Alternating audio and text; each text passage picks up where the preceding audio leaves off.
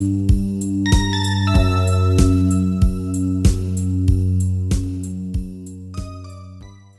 and welcome to The Brood. Tonight we're going to be talking about H.P. Lovecraft in film, which is quite I don't know how deep, but a pretty wide swatch of horror films that owe a pretty great debt to the work of Lovecraft. Tonight we're going to be talking about three films that are actually genuinely connected, as in based on Lovecraft works. We're going to be talking about 2005's Call of Cthulhu, The Resurrected from 1992? 1991, sorry. And then finally we'll be talking about The Dunwich Horror from 1970. First of all, let's say hello, everybody. Want to introduce ourselves? Chris is here. Hi. And Letitia. Hi. And I'm Josh. I think that we've kind of begun to identify some themes. I think that the best thing for us to do is to probably dive right in, unless anybody has any kind of opening comments on Lovecraft or the films. It seems to me the best way to get at these things is to start talking about our first picture. Okay. Letitia, you chose Call of Cthulhu, yes? Yeah. You want to just kind of give us the rundown on it? Yeah. So this is from 2005. It's a kind of a attempt at a silent film. It uses some of those techniques. Black and white. And the story, I guess, there's this person who's I can't remember exactly how it begins. I have to apologize. I was kind of had a fever when I was watching it, which maybe is appropriate. So I kind of missed the sort of, I know the actual story and I know it follows it very clearly, but there seemed to be one layer of remove from the actual story, like the narrator telling somebody else about his story, but that's not that important. So there's somebody whose uncle has died and he's been left with his research about this cult of Cthulhu. And so the whole movie is kind of him tracking down bits and pieces about this cult and what it believes and what it does, and reading these excerpts and journals. And so it's a very the narrative, you kind of learn more as you go. And this is one of those where the protagonist is kind of a researcher or someone who's on a journey to find more information, which is very common. I'm not sure if anything else significant before we begin, but first of all, I want to say right out that I kind of have a soft spot for this movie. The kind of love and care and this is by the H.P. Lovecraft Society. These pretty low budget, but I think they get a lot of bang for their buck. And I like the kind of the conceit of it, to make it like a 1920s movie. The silent film, and the Cthulhu creature looks like a Harryhausen kind of creation or something at the end. I think it's really, really well done. I mean, like watching this again, I was super, super impressed about how faithful this is to a lot of those techniques, and the way silence from the early 20s or even earlier operate. It's very, very faithful and well done, and like you said, a lot of care, and it doesn't look like an expensive movie, but really smart and meticulous. It succeeds in capturing that kind of film, the style. I agree. I think it looks great, and it clearly is lovingly done, as I think someone already said. My question about it, though, I don't really understand why. I was trying to think, why would you choose this format to make this story in? And it's kind of a story that, like other Lovecraft movies, they're not like stories that are made for visual storytelling. We'll probably talk about that more later, but it's basically a story about a guy doing a bunch of research over and over again. It's kind of repetitive. He does research into this one thing, sees one thing, then he sees something else similar, and then finally at the end you have a whole bunch of information that uncovers the whole picture. But I wasn't sure how the whole silent film thing. The horror of academia. Did it help? Yeah. Yeah. I mean, I think that it kind of is just something that feels like this story is very much something I feel like of that time, like this kind of exoticism that exists there, that's almost like part Conrad, part Edgar Wallace, I mean, there's like a lot of those kind of ideas. It seems to be similar kind of literature in a sense, and you have film adaptations of, some of that work as well. It seems like a very turn of the century thematically. And so I think it is appropriate. It seems like appropriate to use that style. I mean, in a sense, it seems appropriate to take on those kind of like stylistic and formal things. But as far as representing these ideas in a film, I think that the way that these stories are told with like these differing accounts and different source material and fragments, it seems like that is a very literary device.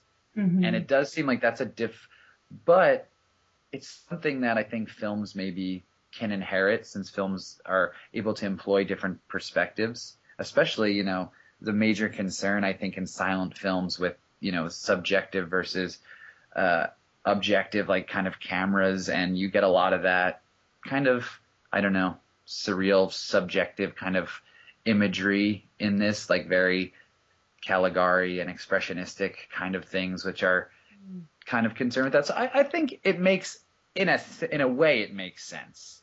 In a way, it almost like seems like an assumed kind of like, why didn't this already exist kind of thing.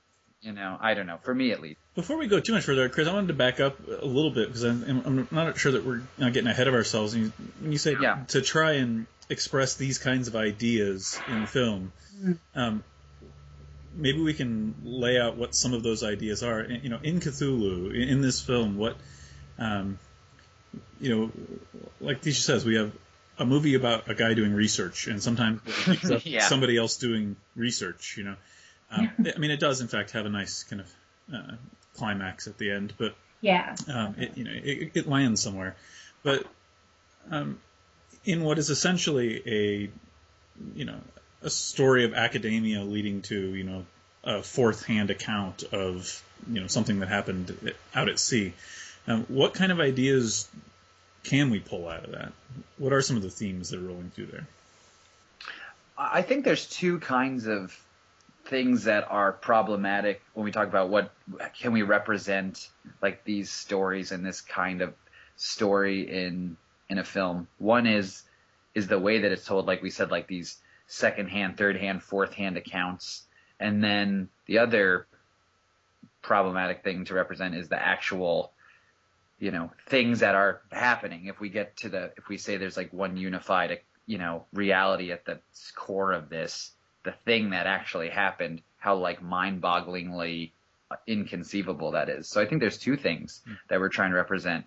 But the first, like the kind of way you can have multiple accounts and this fragmented narrative, I think this Call of Cthulhu deals with that in a pretty complex kind of way. It tries to have a few different perspectives representing different sources, different accounts kind of being shown. And the thing that it reminded me of is Dracula, which is pretty much just told from source material, but most every adaptation you see of that dispenses largely with the idea that this came from firsthand, multiple different firsthand accounts. But this, I really respected that's an integral part of the way this movie operates.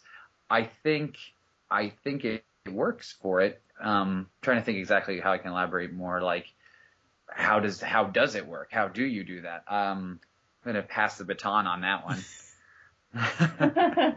I mean, there are movies, I can think of a handful of movies where, you have this kind of framed narrative, that sets it up, and then we kind of enter into the movie, and that can be things as different as like Fried Green Tomatoes or Princess Bride or whatever, right? Where there's this frame story, and every once in a while it's like this little kind of jarring thing when you're all of a sudden pulled back from the story.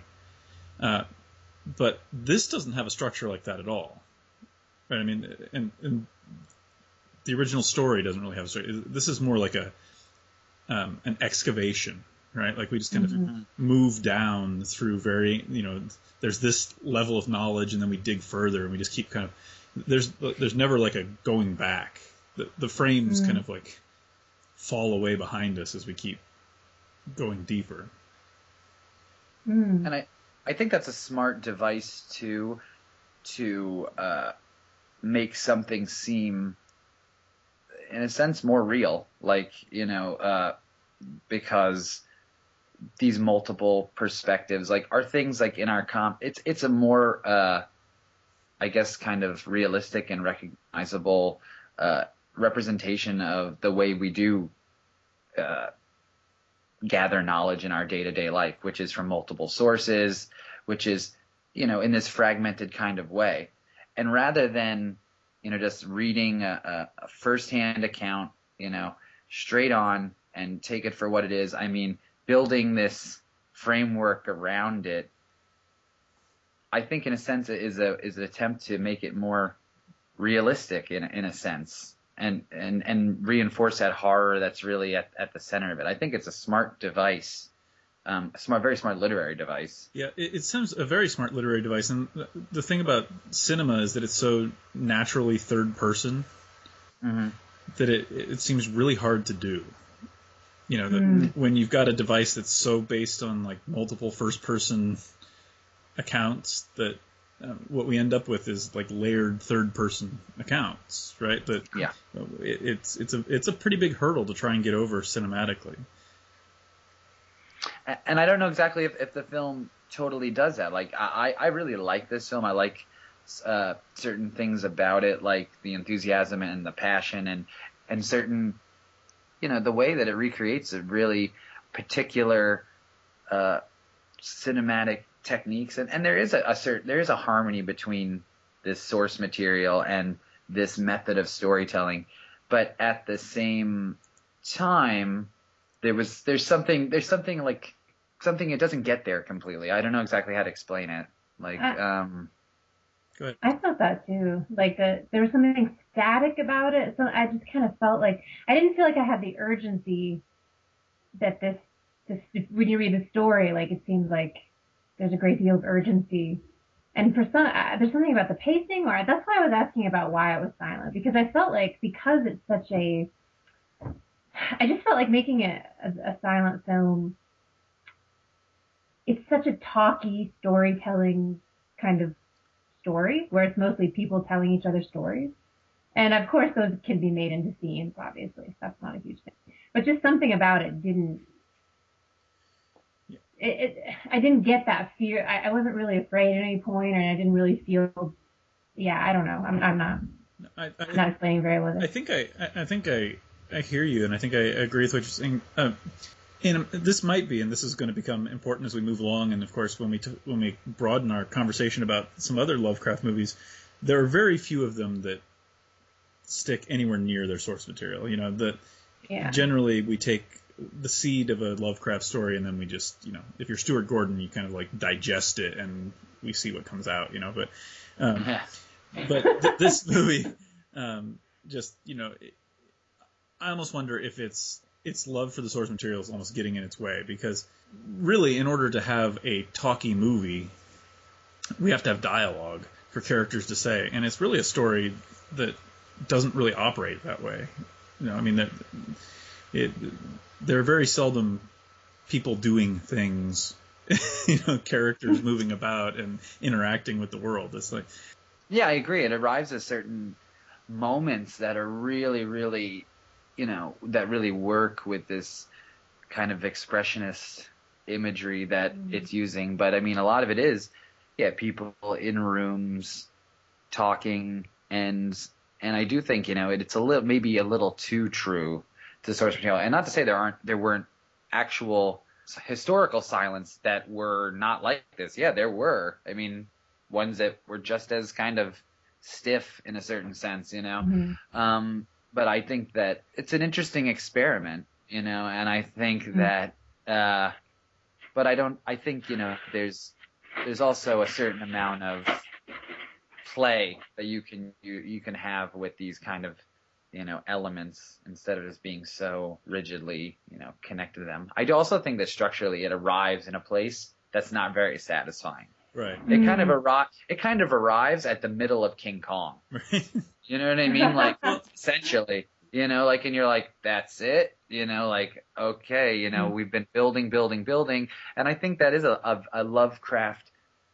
It seems like a common thing that's film adaptations that I've seen, and from what I've read, they kind of build to the horror, the revelation of the horror. But I mean, that's if it doesn't connect, that's a problem. I think that, like, kind of hurts the film or hurts the story. Yeah, I think that's a huge issue here, because the climax here does just kind of fall flat, and this is the question that I'm going to have. This is my kind of overarching question about Lovecraft in film is: can you film Lovecraft in a satisfying way, but at all remaining true to the work? Because the climax, you can make jokes about it. It's so by the numbers, that it's you experience something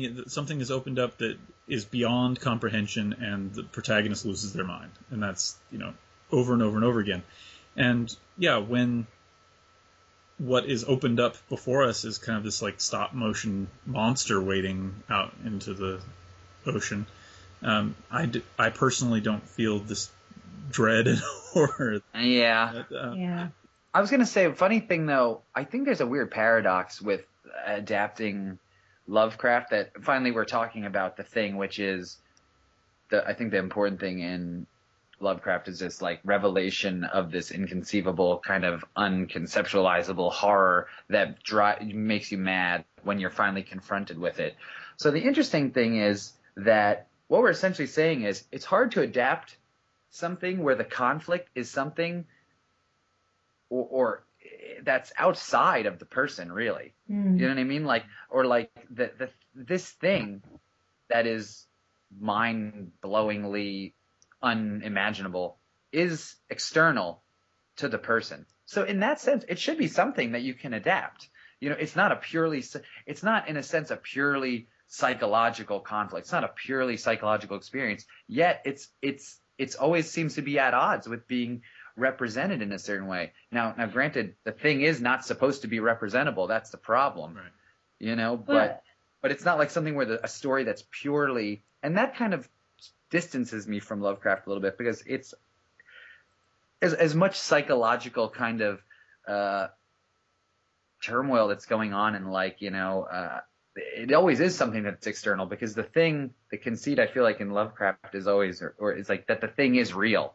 The horror is real, and it exists, and it's external to the person. And the fact is they just can't deal with it. Anyway, kind of sidetracked. But does that make sense at all? Like, I think it seems does. like it's... Yeah, well, but I think that the problem, okay, so that the horror is external, it's too big, it's cosmic, which is like the Lovecraft term, the cosmic horror.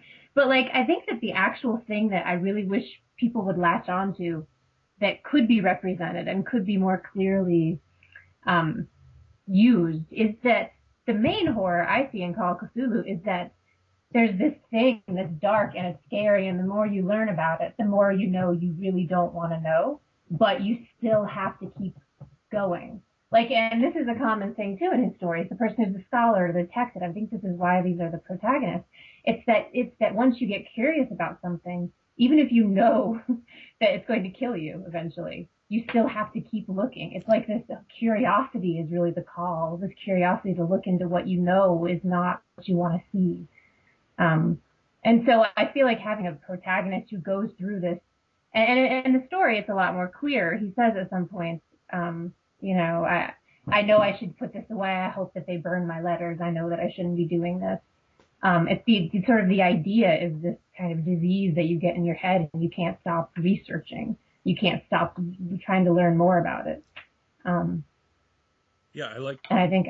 Oh, go ahead. No, I was just going to agree with you. And you joked at the beginning that it's a story about research, but I think you're right that if filmmakers could appreciate that and find a way to dramatize that in a way, that compulsion, the way that the protagonist gets pulled into that really could be much more satisfying than than the climax.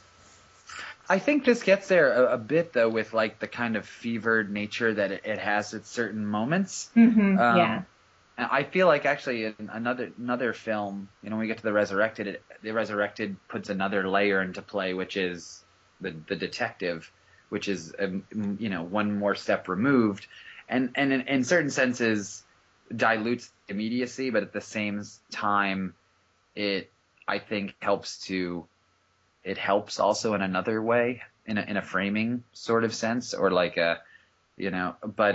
but yeah, if we want that immediacy of like this obsessive researching, I think Cthulhu has moments of that.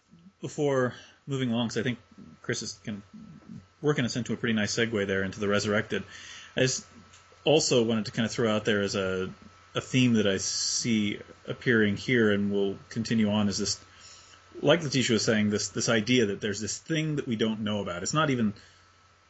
It seems to me that there's the thing itself, and then there's this knowledge of the thing. And in pure paranoid kind of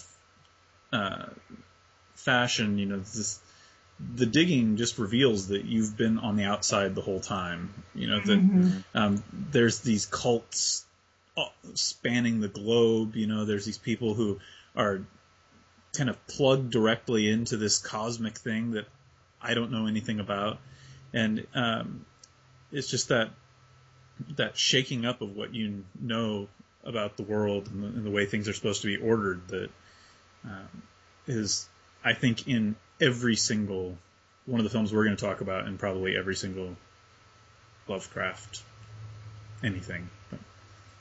Yeah, I think that's definitely this kind of like almost like what if this conspiracy, what if these things were revealed to be true? How do we even go on dealing with our reality? I do think there's still a lot of themes we haven't talked about that are brought up for the first time in Cthulhu, and that is like these themes of like ancient arcane knowledge, and there's any number of like just the scariest dark things you can think that exist outside of your, what you can know. But I guess it does beg the question in these stories.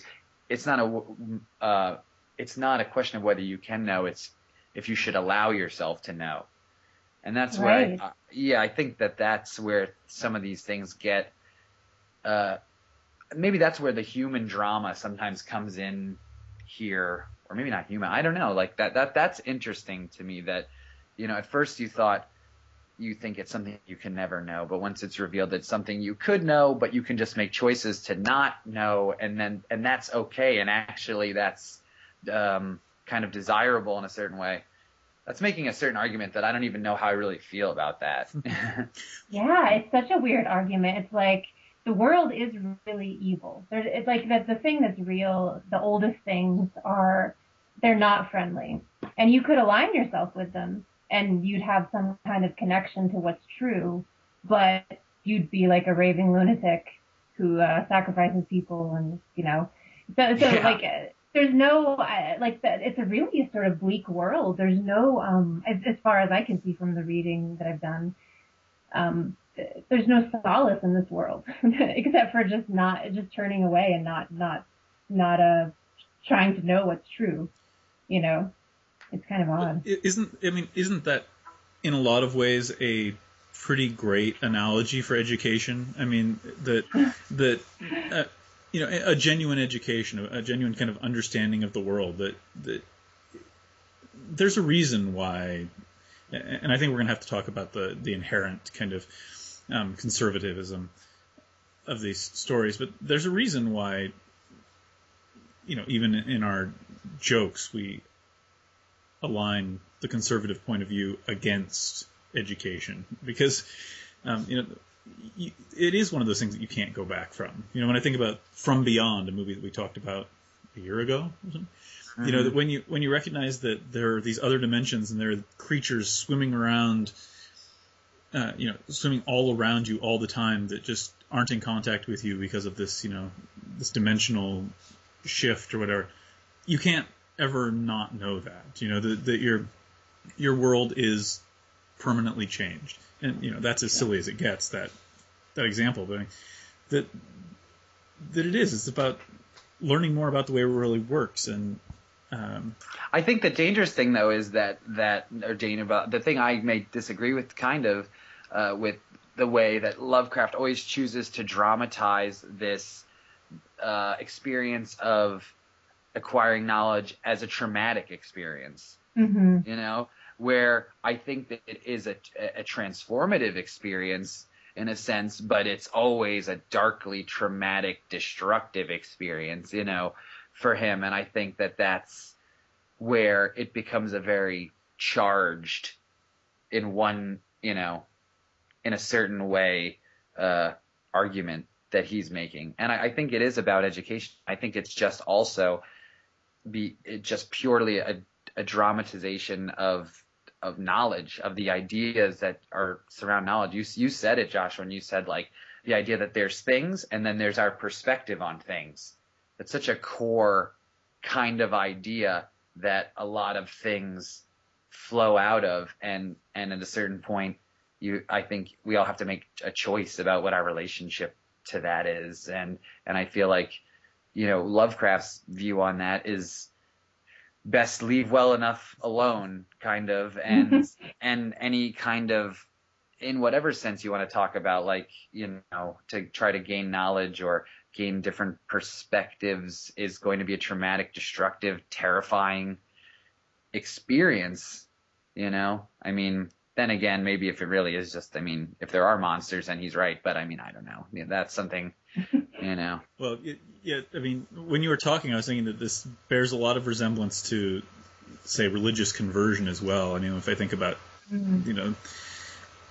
saints falling down blind in the road or something, that that there's certainly some of that revelation at its root is, that it is about seeing the world new and becoming new. Also, that in a much more negative fashion, there's a case for the kind of Nietzschean kind of view as well here, that that this is the great going under, that all these, that it is going to be a destructive, that knowledge is destructive, and then what happens in these, but there's nobody to put themselves back together. Yeah, I was gonna say there's no place for those people. I think that's in the end a very positive, transformative kind of perspective on. But I don't think there's room in Lovecraft for that. There is no after. There's just the end. You know what I mean? Like, there's just the transformation, or not transformation, destruction, not transformation. That's what I get out of his, what he's getting at. Yeah, well, there's not room for, like, losing control, which seems to be what happens to people when they have this revelation. Like these, and he always associates it with the tribal, if people are very tribal, like these sort of more, what we would think of as closer to some kind of, it's weird we're talking about education and knowledge, because civilization is the opposite of what this Cthulhu cult seems to destroy all these things that we thought were knowledge and get us to a more elemental thing. But for Lovecraft, there's not room for losing the control of civilization, because that's a really fearful thing. Well, only rational knowledge, I think, really applies is in his world. And I guess I try to figure out what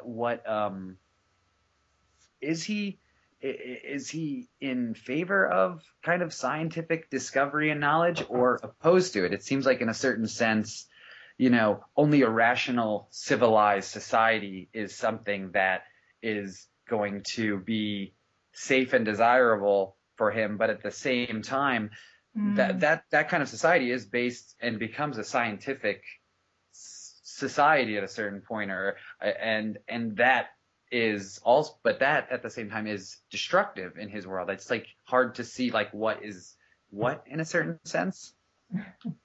Nothing works. It's all scary. I think that I kind of appreciate the kind of negative capability of Lovecraft in these stories. There is a few in Dunwich Horror, in the story where the scientists actually get to win. But for the most part, yeah, it seems to me like it's just kind of dramatizing a losing battle of rationality against, the irrational.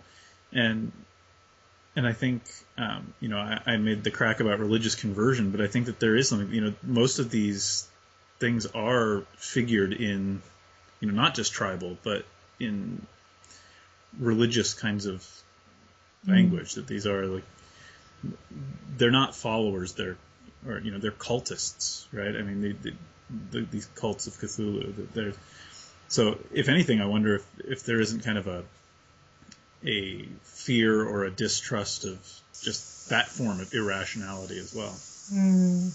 Yeah, I think that's where like the core of it is. I mean, I don't think you would have any kind of problem with a more, what would you call it, like structured, sanctioned, rational, religious kind of practice or beliefs, but this pure feeling, this pure like kind of a connection, a like rational, like total connection is something that's destructive. That's a good distinction. Like he could be a Unitarian, but not like a yeah. I don't know, a Wiccan. I don't know, but yeah, that's interesting about the religion. I think that's really key. Like the just sort of losing yourself to an emotional, visceral experience, which actually can be harm. I mean, you can be very traumatized by doing that. That's not an illegitimate concern, When people do that, they do really scary things. I think you get that. I mean, we could move into the resurrected at a certain point. Like if we want to look at that represented as a kind of like we talked about that obsessive pursuit of knowledge. I mean, that's like at the core of the resurrected. Why don't you go ahead and give us the rundown on the resurrected, Chris? All right. So the next film we're going to talk about was The Resurrected from 1991 by Dan O'Bannon, who also was the writer or co-writer of Alien and also Return of the Living Dead, the director and writer of that. It's the story of a woman who employs a private detective. I think his name is John March, who says that he's from Providence, Rhode Island, but strangely has a southern drawl. That's very, very cool. And she employs him because her husband, her loving husband, has all of a sudden totally changed. He's a scientist. He's changed. He's moved into the country, into a country house that they have owned, and he's become like distant, out of contact, doesn't want to see her, and he's carrying on these strange experiments with some mysterious scientist that's just shown up that's helping him, and he started these to conduct these experiments when he received a trunk from a distant relative, like concerning his family, who it's revealed was involved in these arcane scientific but also supernatural magical experiments. Kind of losing track. What anybody else want to pick up kind of what happens? That's about how the movie works too. It's kind of cool. Yeah.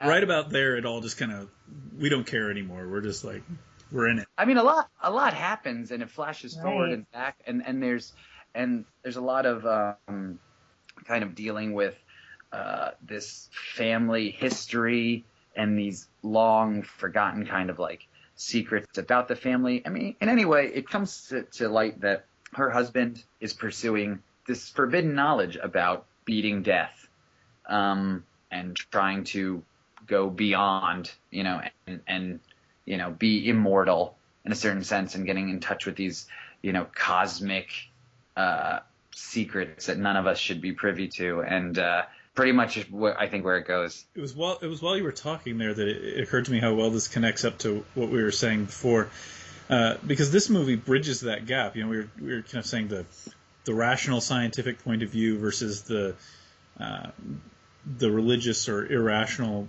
point of view, and here we have a movie about alchemists, which is really, it is the bridge between those two things. It's where magic and science were, for that, little bit of time, still kind of the same pursuit. Mm-hmm. And so what's interesting there is that then the foil to that, rather than being our scientist or our scholar, is now our gumshoe, who has to, the kind of knowledge that he has to gather is even more concrete and, useful than anything else. It's like we've shifted everything like a whole step over toward the rational. Like it's a little scarier, I guess. Does that make sense? No. Okay. No, I think it does. I think it just provides a really cool, like, a frame and a way for us to like engage with this, a slightly more like kind of dispassionate like way to like engage with, what's going on, and it's these like scary, dark, mysterious, kind of sometimes confusing things that are happening, and I think it gives us a way to, see those things. Yeah. Oh, go ahead. Go finish. No, that was just like that because it's a good framing device. It gives us like legs, to stand on. I think it becomes cool and problematic when that person gets drawn into what's happening. I like this film a lot, but I really like this movie too, but partly because it was so, the movie it has so many things happening, as I already mentioned, like going back in time, revealing stuff later, and then like halfway through there's something different happening than what I thought was happening. And also I love the beginning, the sort of noir, like the woman walks into the gumshoe's office and it's trying to be very Maltese Falcon or something, but it's totally 90s. And I think Josh mentioned this at some point that, the 90s is just not very noir. So the shoulder pads, nothing the structure noir of the about clothing. That's all there is to it. That's a good point. But I love this movie because it was really funny. Like tonally, it shifted in so many ways that it kept me off center. I just really enjoyed many lines like "I blew the shit out of your catacombs." Yeah. I think this is cool. Like this is a nice kind of like very, very different than Cthulhu because you have a lot of like, this is a very performance kind of based film in a lot of ways. You have like cool performances. You have personal relationships that aren't exactly, thematically totally relevant, but like there's humans in this world of scary ideas.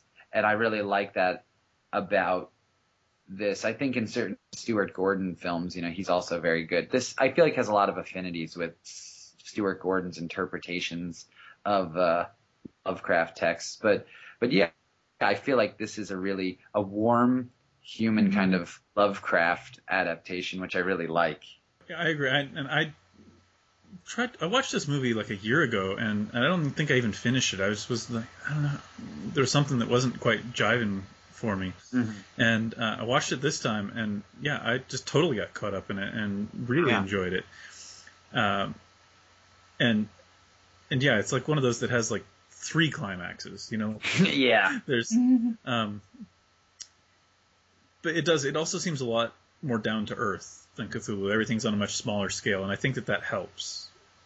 I was going to say exactly, like this is, as much as it gives you glimpses into the nature of the knowledge that is kind of being sought after and things that are somewhat at stake, the conflict and what really is at stake is a husband, the relationship, the mystery. It stays pretty down to earth with only occasional glimpses of this cosmic transcending kind of horror that maybe can't be a direct subject. It might be evidence that might work better without that as a direct subject and be more in the spirit of these kind of Lovecrafty narratives that are fragmented, representation or fragmented perspectives on ultimately a mind-bending horror that can't be a direct subject of a film or it's just not possible. And one of the things we haven't mentioned really is that our scientists in this, again, we have that theme of the knowledge that kind of comes to you from the past, right? This family secret that arrives like a curse, that takes over his life, and takes his life. I don't know if we can spoil a movie from 1991, but yeah. But essentially, I'm going to go ahead and do it. So spoilers ahead. I mean, the movie plays with this theme a lot of the older generation kind of preying on the younger. I mean, from lots of shots of the painting of Kronos devouring his children to literally this ancient relative coming back and eating Charles Dexter Ward, you know? That there's, and I think that Chris, you were the one who brought this up, that this idea that the ancient, that the old, that whatever came before is somehow dangerous and frightening, and I don't know, is it that it's less rational? What is it about the past that is so threatening in these stories? I don't know. That's something that I was thinking about. I mean, even things from the past have a power in this, like in this world. Like our protagonist is, or not protagonist, the scientist Charles Dexter Ward is receiving shipments of like wizards' bones and different, you know, powerful people's remains, and there's like a power in just their remains even. And I think that was a really kind of bizarre and haunting detail that I really, really enjoyed. I don't know what it is about the ancient. It's this the unknowable seems to be a big scary idea in Lovecraft, and our past and our ancestors and things before we were born are just that, you know, kind of unknowable in a really direct sense. This idea that people from the past have less of this layer of rationalism and order to them. Like maybe there's more connection to this sort of real vein of whatever it is that's underlying everything in the Lovecraft universe. And so maybe people from the past just are more connected to it. But I love this. It seems to be this weird, almost horror at procreation, at like your family line, like the bed going backwards and forwards. Because there's a mention that the woman, his wife, is pregnant, and then that's been right after we've learned that when the God, it's hard to talk about this because it goes back and forth in time so much. The ancestor's mother, or somebody's mother, had been pregnant with it. So whatever, like the idea that you're just continuing this line of crazy shit that's gonna keep going. Well, I mean, I think it seems like an older idea too, like these ideas about heredity, and like that's something that seems very important to our ancestors, and something that just seems like it's not as much of a concern in our contemporary kind of world. It seems like an older idea, and it seems like it's very New England. I was thinking of that because Lovecraft is kind of New England is his grounds, and I grew up in New England, and I remember just like about who your family was. Like in my small Vermont town, like there are families who had been there since the founding of the town, and then the new people who might have been there for 30 years, but they're still the new people. And so that's kind of an old idea that maybe is kind of going out of fashion, but that like there's the people that have been there, the established people of this place who have some connection that other people don't. But there's also something literal about the horror of heredity, and this kind of goes back to our conversation about children in horror last time. That there's this real kind of heredity is the thing that is the horror that you can't escape, right? I mean, no matter what, like and Lovecraft has stories that are made up of nothing but that, of digging and finding that you're actually this half human creature, that that there's something just really kind of inescapable about that. It seems to me to be one of the keys to it. But I think I think his solution is, again, it would seem to be just the denial of curiosity. Like at a certain point, it's just like, don't ask, don't look into it, because you can kind of not, you might be able to escape it if you don't maybe just don't explore that part. And I feel like these are kind of arguments for like a totally, I don't know, like a world that's totally cut off from the mysticism and superstition and these kind of ideas from the past.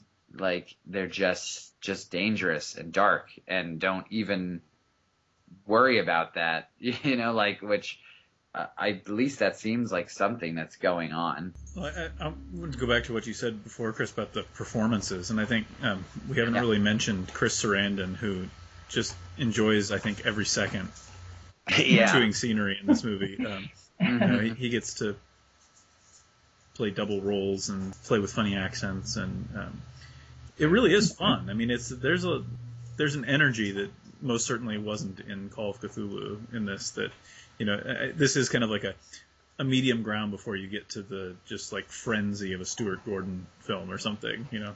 And I think that's really important. I think that if you want, I think a Lovecraft adaptation, it seems like from the films I've seen, to be successful, needs to be interpreted through a strong director's,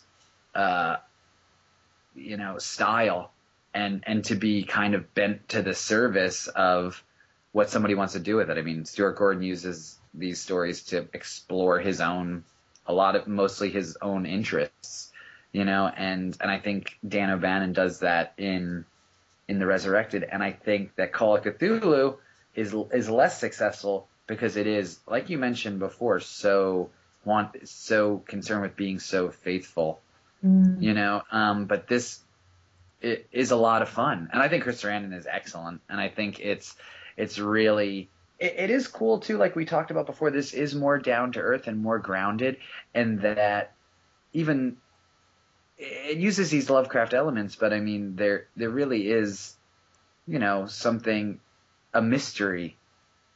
The mystery is really important here, you know what I mean, this noirish kind of mystery that unfolds, and I'm really, in the end, it comes down to, you know, an identity switch and something that could be the end of a good, you know, any good mystery. But just it so happens that also this mystery has half-formed mutant freaks in the basement too, which that is something we haven't talked about, which is very present, is this element in this film of these mistakes. You know, this dabbling in the unknown produces something really unnatural and dangerous.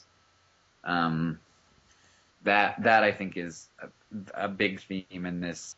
Well, of course, being successful is no less dangerous, but yeah. And that was my thought, is that Sarandon's performance is creepy and it's fun, but if we're going to talk about horror, I think it's better than anything that goes on in the catacombs. On there, where there's, you know, special effects monsters, and that's nice. I actually, you know, I think that we talked about with Cthulhu that the film makes the mistake of clearly representing what can't be represented, and this movie does a nice job in its alien kind of way of all that stuff in the catacombs is very dark. There's flashlights going out. There's things moving toward them in the, you know, you can barely make them out. And I really appreciated that, but I still found Sarandon's performance to steal the show from any of that stuff. It was much more interesting. Well, I think the horror is more that person than the things, right? It's the same thing with the Cthulhu narrator, you know, that there's these people who have become obsessed with something, and it's made them into something, made them do things they wouldn't have done. Given them a kind of power that's frightening. That's more interesting, I think, of a theme than, you know, creepy monsters. So that was a kind of fun aside, the catacombs. But yeah, I agree. Yeah, it's a kind of like, I did feel that this time watching it, that like almost feels like a pretty long digression. That's almost just like kind of an end in itself. You could probably chop about 20 minutes out of this. That would, you know, it would still work. Definitely, but I feel like that you get some gory fun in the catacombs, there. But I think you're definitely right. This weird, just not quite right performance by Chris Sarandon, and like, yes, his accent and the words that he's using, and it's just a little, not right. I really do enjoy that. His teeth were great too. Yes. That was a good part of those teeth. Uh-huh. I was also thinking a thing, and Letitia, you made me think of this when you were talking about these New England towns and stuff, and the idea that families are so connected to these places. It also seems that in Lovecraft and in this film that there's also, while there might be tainted families in these places, there are just plain tainted places.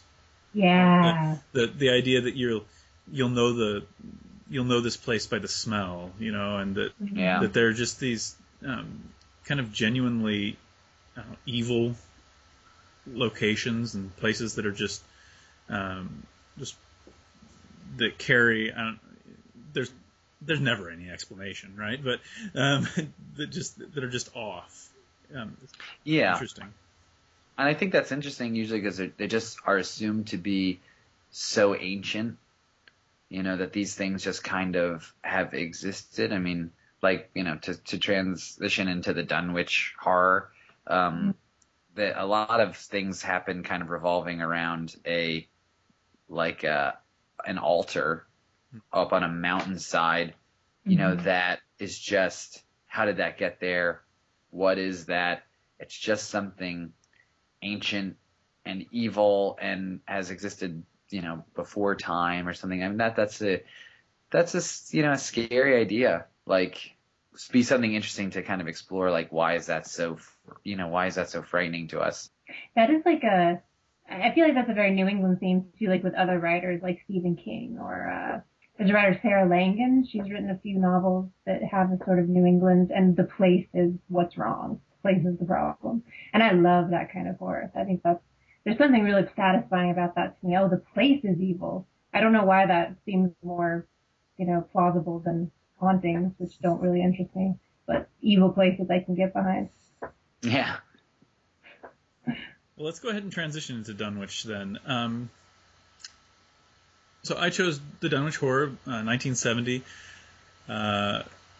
starring Dean Stockwell as Wilbur Whately. A great performance by Dean Stockwell. He's just as creepy as can be, and in a very endearing way. Just being Dean Stockwell, pretty much. Right. I mean, yeah. Sorry, I was done, wasn't I? Yeah. And the surprise casting of Sandra Dee as the love interest. Yeah. I think the plot here revolves around again, we're in this New England town with this family that's not right and has never been right, and here's the latest descendant of this group, and he wants to get his hands on the Necronomicon, this book of ancient knowledge, so that he can open up some dimensions to let all hell rain down on Earth and let the elder ones in. Sandra Dee looks like she might do well as a human sacrifice. And, for a movie that really is kind of a drive-in cheese fest, I love this film. It just hits a perfect kind of balance for me. It's so kind of goofy and silly, and I think that actually Stockwell does kind of ground this movie with I think that if he weren't in it doing what he's doing, I think it wouldn't have half the weight that it does. But I think, yeah, absolutely. He has a pretty naturalistic and interesting performance at the core of.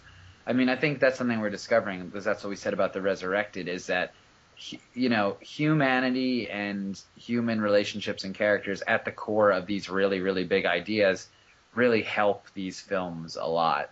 And I mean, it's that's just also a description of Stephen King. You know what I mean? You just really need flesh and blood, good, characters at the core of something if you're dealing with these really big cosmic horror ideas. I like this film a lot. I think it's awesome. Like it's really the only one I think that deals really head on with the thing that I find interesting, which is the altered perspective that comes from like the revelation of this horrifying knowledge. Like this film actually uses, film techniques that are interesting, different lenses, like different, kind of like film, the coloring and of the film, and like using negative, and I think that's really interesting. And this is the only one that kind of engages with that directly.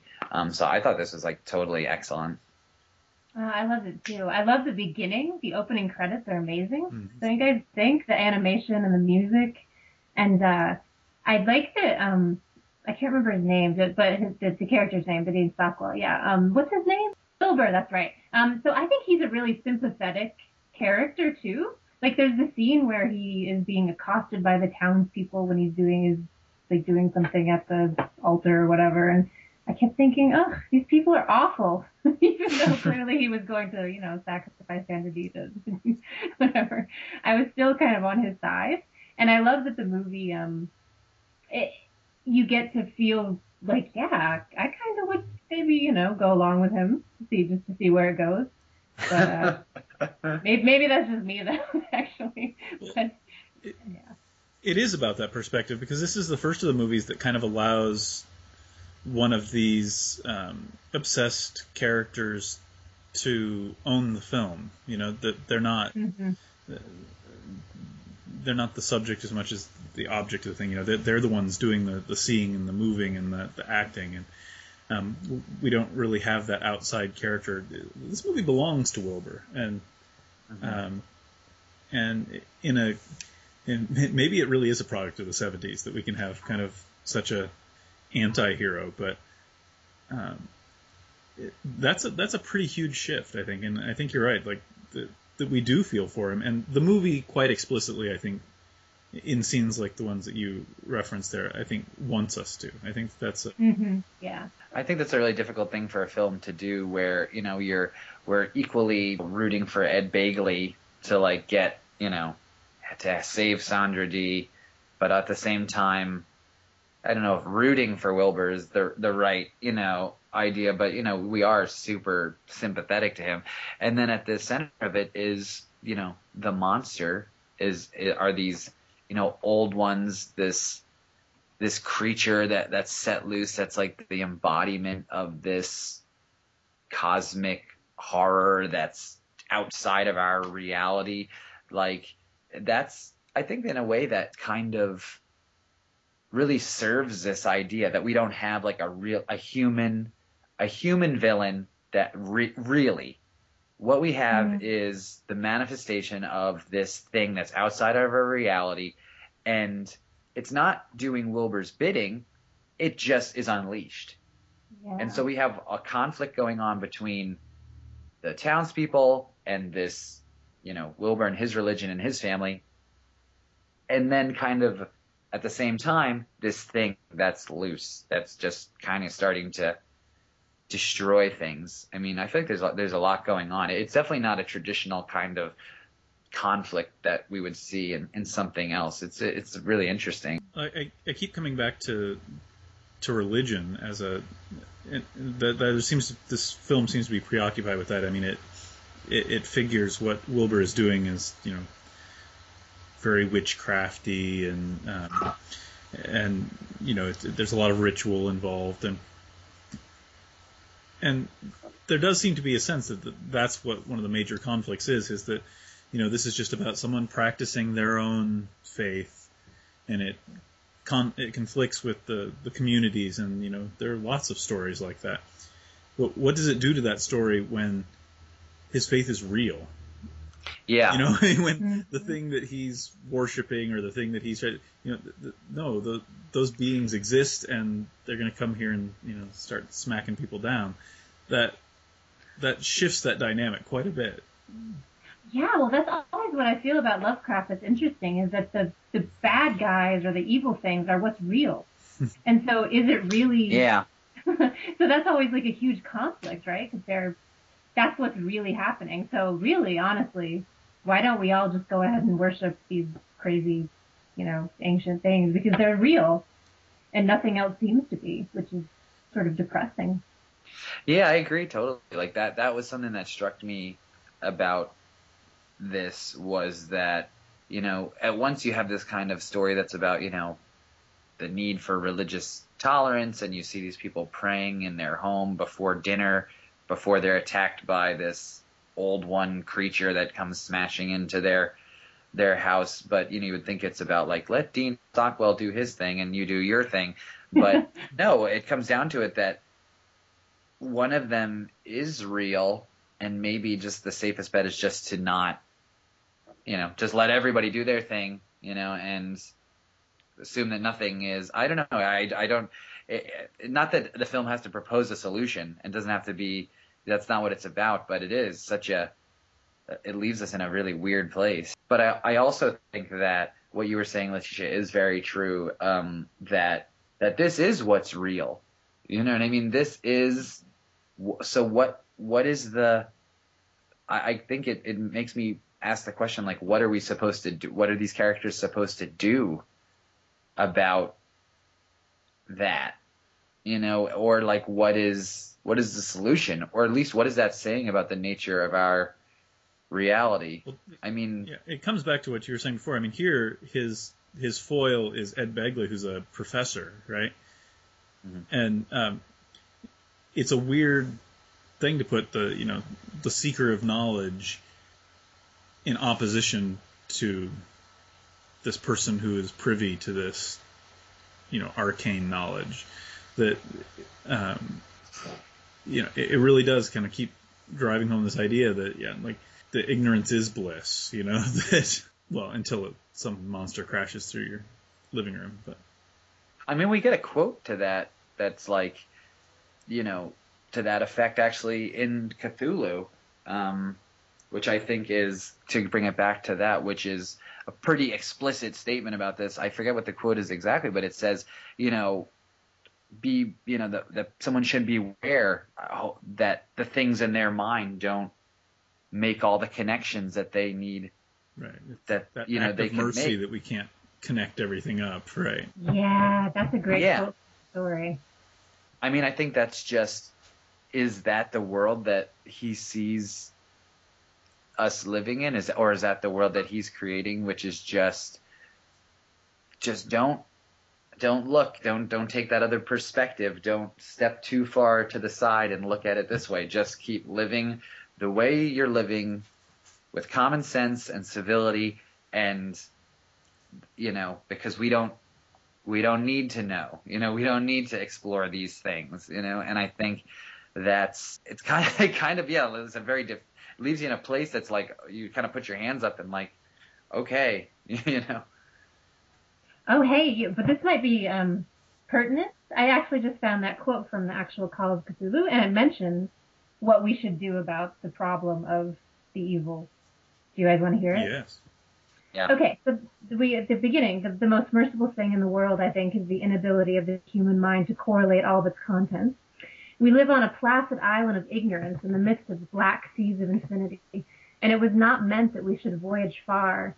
The sciences, each straining in its own direction, have hitherto harmed us little, but someday the piecing together of associated knowledge will open up such terrifying vistas of reality, and our frightful position therein, that we should either go mad from the revelation or flee from the light into the peace and safety of a new dark age. Beautiful. That's not really a choice. Yeah. I guess it's not really a solution. Just because you don't like the choice doesn't mean it's not. God, imagine what would he have done if he would have lived during the age of the internet? He just would have been. He would flee to a dark age. He would have been more. Where's he gonna go? There's Wi-Fi everywhere. Lovecraft, you can't get away. Would be posting on a lot of message boards about God. He'd be on Above Top Secret a lot. He would be hanging out with Alex Jones probably, or something. I mean, like, just like kind of conspiracy theorist talk show kind of thing.